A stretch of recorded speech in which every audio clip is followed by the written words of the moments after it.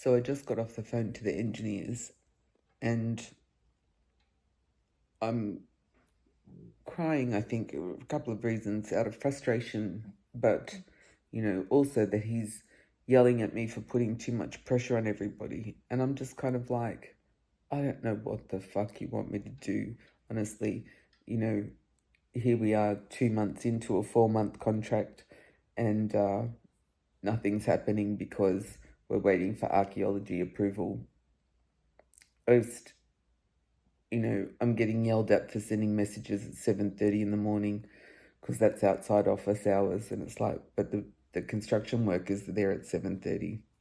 That's the first time you've said to me, I send a text rather than call because I think that it's, means that you see it when you see it. Anyway, and it just got really personal. And I just don't see the need. Why do people feel the need to make it all personal? I don't make it personal. If you contact me and you say, don't send me a text message outside of 9 to 5, fine, I won't send you a text message outside of 9 to 5. You say if you want to send me something outside of that, send me an email. Well, if you read your emails or you responded to your emails, then that would be fine. But when I have to follow up 3 and 4 times on the same thing because people haven't actually, done what they said they're going to do, like the staircase guy who promised me that by Wednesday last week he would have the new design from the Saturday before. He knew about the time frame, and yet I still don't have it. And we're nearly a week later than when he said he would deliver it. And this is my constant frustration. And, it doesn't operate here like it would. My expectations, yes, they're more like Australia. I'm not used to this whole, people saying they'll do something and then it takes twice or 3 times as long. The fact that the engineers were saying there would be no problem, it was a small project and it shouldn't have been held up like this in archaeology.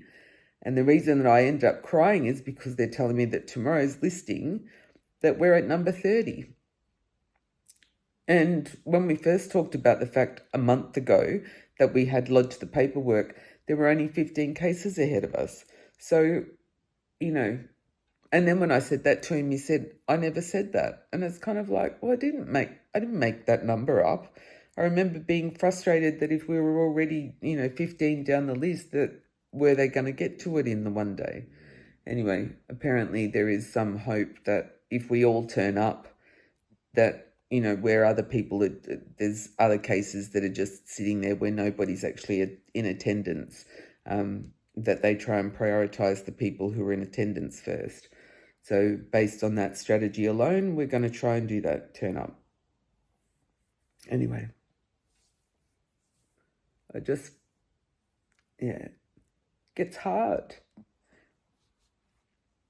It gets hard just not having anybody that you can lean on either to help out when it just feels like things aren't doing what they're supposed to do. And yes, that gets frustrating. I'm not normally the person who cries about these things, but it just reaches a point where it feels like I'm frustrated banging my head against a brick wall, and then I get yelled at for trying to push. And it's not them that miss out on their visa, right? It's me. So, they end up not making a lot of profit out of the project. Well, that's one thing, but the stakes aren't as high for anybody else in this. The stakes are really about me. And sometimes I just feel like nobody else cares about that, right? The only person who is affected is me. Anyway, so I don't know what to do next. I'll turn up at that archaeology meeting tomorrow and hope for the best, I suppose.